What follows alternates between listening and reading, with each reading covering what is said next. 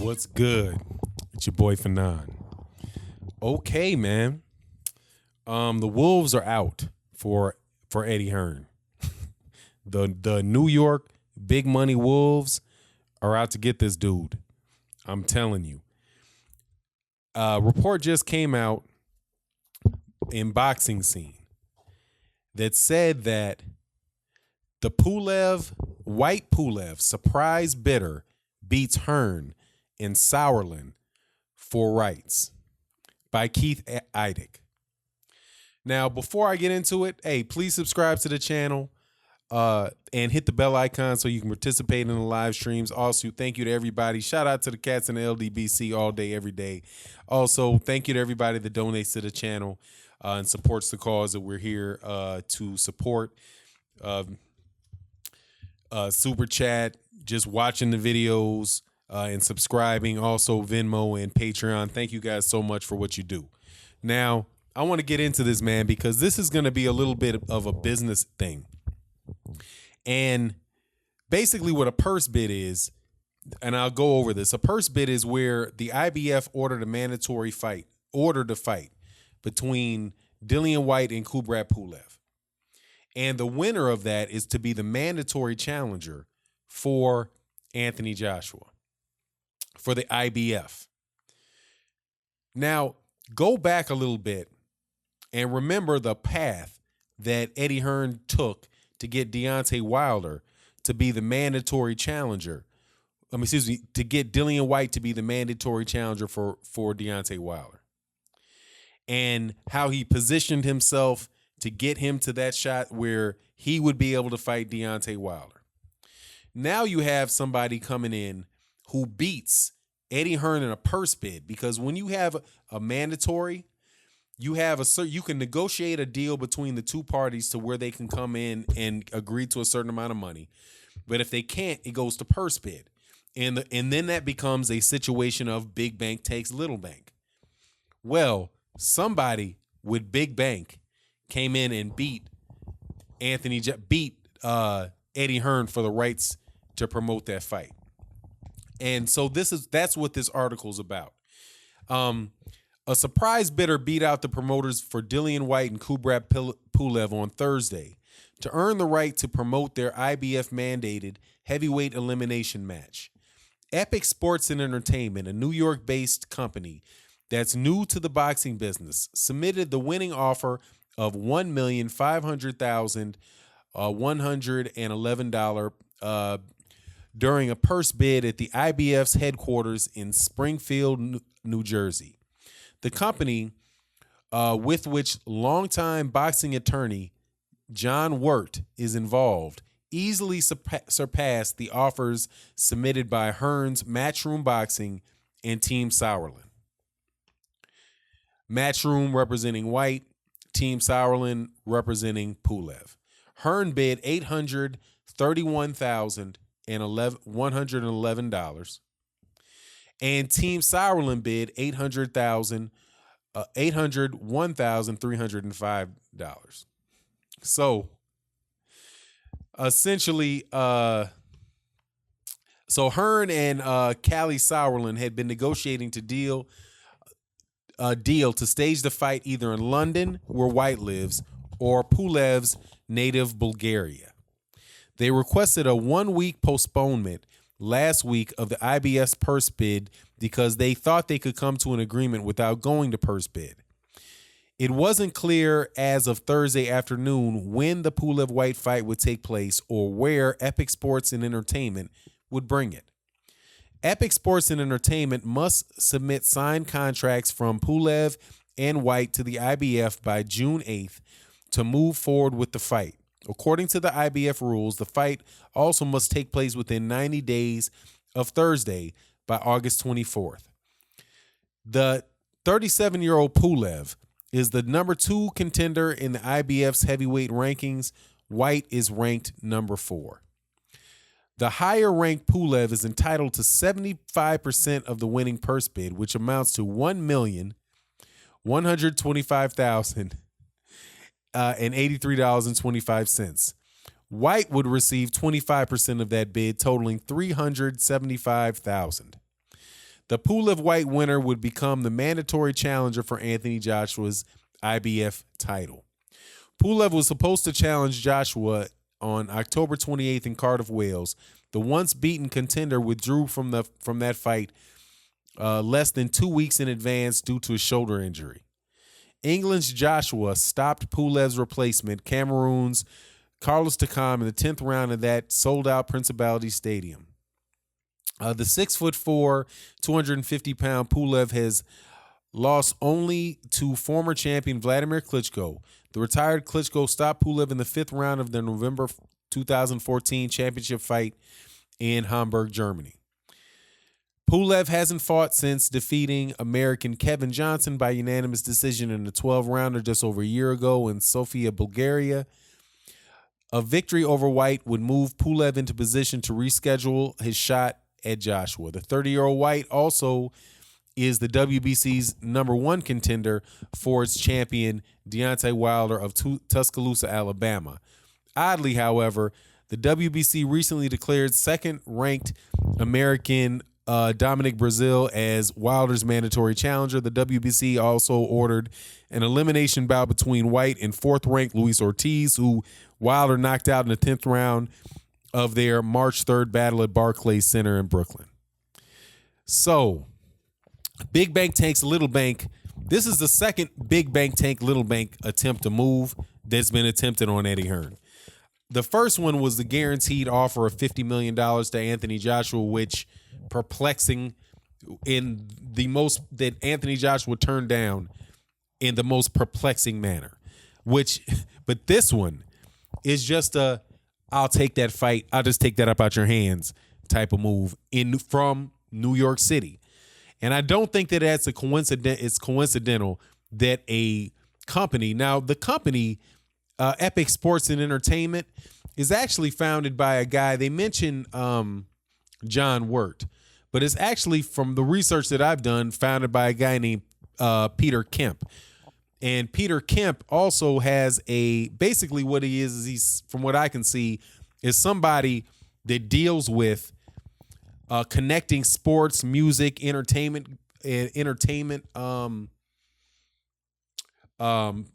personalities with high net worth individuals. So in New York, when you're talking about high net worth individuals, you're talking about guys, billionaires, right? Guys worth 500, 600 million, billionaires. Those are that's who Peter Kemp deals with. And he sells these people, he sells people on the idea that you can develop relationships with customers by having events where a celebrity is kind of the center point, and you have networking events with very, very rich people, and you bring in a professional athlete into the behind closed doors type of meeting with them, and have them kind of be the centerpiece of that interchange. And as a result, people start doing business with one another. You pay him a lot of money. You would pay him a lot of money to get in the room, right, and meet the athletes. So it might be a guy like, Deion Sanders or Anthony Joshua or Deontay Wilder or Floyd Mayweather. And, somebody because his philosophy is that a lot of very, very wealthy people, fantasized at a point in time about being a professional athlete, but really weren't able to do so. So they went off and did other things in their lives, but they got a ton of money. So they want to meet athletes. So that's why this guy Peter Kemp, who's the founder of the company that won this, Epic Sports and Entertainment, that's what he does. Now this guy John Wert, interestingly enough, works with Roy Jones Jr. He worked with Roy Jones Jr. and he's a lawyer from Sidley and Austin, which is a very big law firm, Jenner and Block, and Don King Promotions. So that the John Wert, who was the CEO of Square Ring Entertainment or Incorporated, is very, very knowledgeable about boxing. So clearly this particular guy is bringing in an expert in boxing to bring into his business model. Now, as far as like the promotional deal though, and being a promoter, I wouldn't be surprised if this guy has if he got a promotional license, but who is the person that would actually do the promotion of the fight? Right now, John Wert is a lawyer that worked with them. So, but this particular company, and even the way that the description of this company reads, it doesn't read as if it is primarily a promotional company. It's Epic Sports and Entertainment provided clients with access to money can't buy access and experiences. So that's not their main line of business.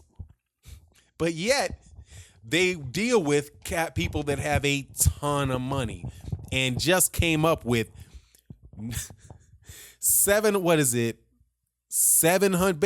700,000, not quite doubled what Eddie Hearn put on that fight. That, my friend, is a slap across the bow.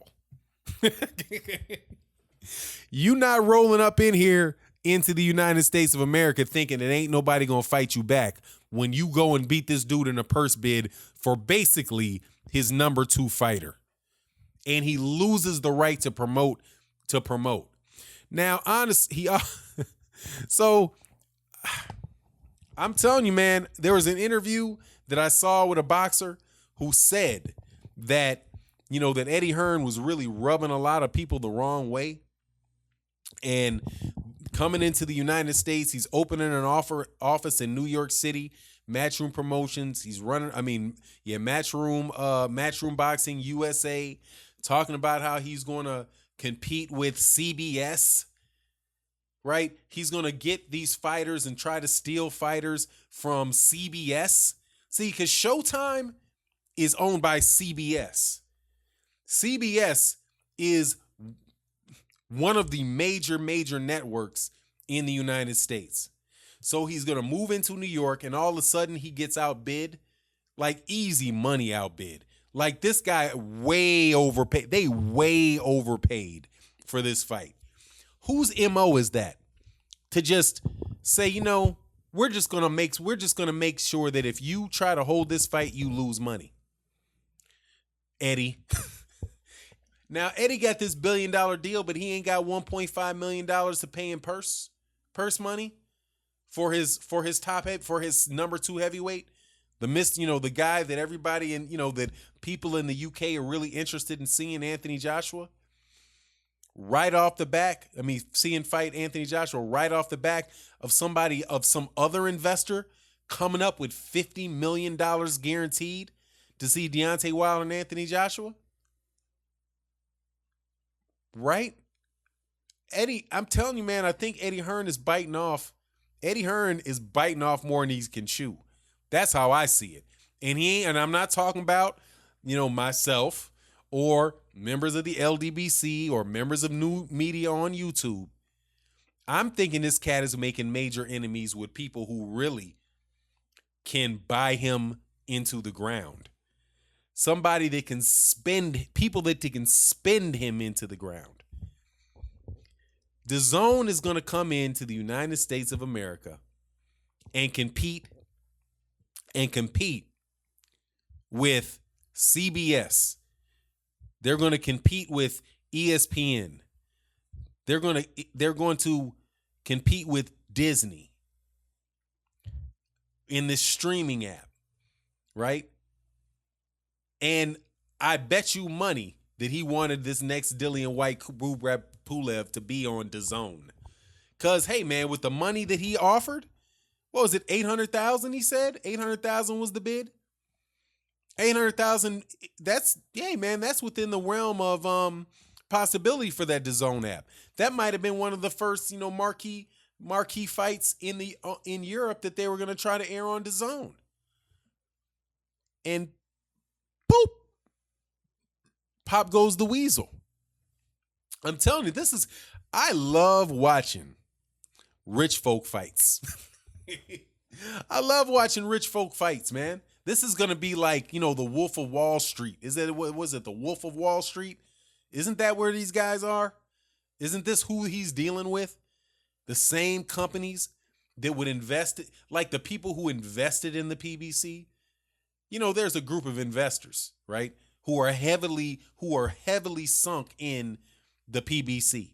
The guys that still have an equity stake in that organization who invested $500 million. And now you got high net worth, a company. This doesn't even sound like a promoter. I mean, if you look up what this guy does, it doesn't sound anything like a promoter. His whole thing, the promoter, the guy, Peter Kemp, CEO, co-founder and CEO. Actually, he has another company called We Experience, Greater New York City Hospitality. And the Epic Sports and Entertainment provided clients with access to money can't buy, access, and experiences. And let's just go back to the article and make sure. Epic Sports and Entertainment. This isn't even an active company. According to this, it's not even an active company. Not the way that they're phrasing it. This, like, Peter Kemp moved on to something else, but they used this to buy this fight. Connect the dots, friend. Connect the dots. This has big ballers who are already extremely vested in U.S. boxing. It has their name written all over it. And I'm trying to tell people, you're not just going to walk. You don't just... One thing I'll say about Al Heyman that I don't think people, this is my opinion, and I don't think that people get. Al Heyman went to people to invest. I think he's a Harvard MBA, right? So he went to people to get them to use their money. So there are people who are invested in what Al Heyman is trying to do. There are people at the Barclays Center, right? I do believe that the Barclays Center in Brooklyn Boxing is spending a ton of money in Brooklyn, right? A ton of money in Brooklyn, developing theaters. They develop, the Barclays Center. There's some other theaters that they're trying to build around there, and they're trying to do something where they use those other theaters to put boxing on. Also, there's a Supreme Court decision that allowed, and I have to understand the full ramifications of it, but just at a high level, is allowing states to regulate gambling. So there's a chance that these people could be making a bunch of money off boxing matches in New York. But Eddie Hearn is going to just, come walk in there and take the money with him. He's not going to bring Anthony Joshua over. He's not even going to bring Anthony Joshua. He got Anthony Joshua to turn down $50 million of these people's money, knowing dang well that if they took that fight could generate $100 million, pay-per-view and all that, but Eddie Hearn convinced Anthony Joshua not to do that. Propositioning fighters like that are already on those banners to go with him. Eddie Hearn ain't got dough like that, man. And this, my friend, was a clear slap in the mouth. Again, is this not classically overpaying people? And listen to the humor in this. Somebody that did this has a very, very has a really good sense of humor. Listen to what the winning bid was. Hearn bid $831,111. The winning bid was $1,500,111. Could you imagine this dude sitting across the room looking at him when he said 1.5 million? Oh, and I'll throw in another $111.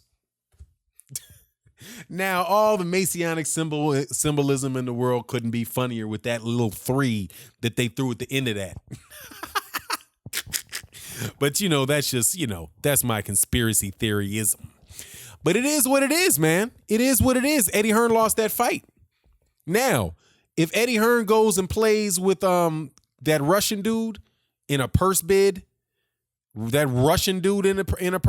can't come up with an agreement with Whyte Pulev. With Alexander Povetkin.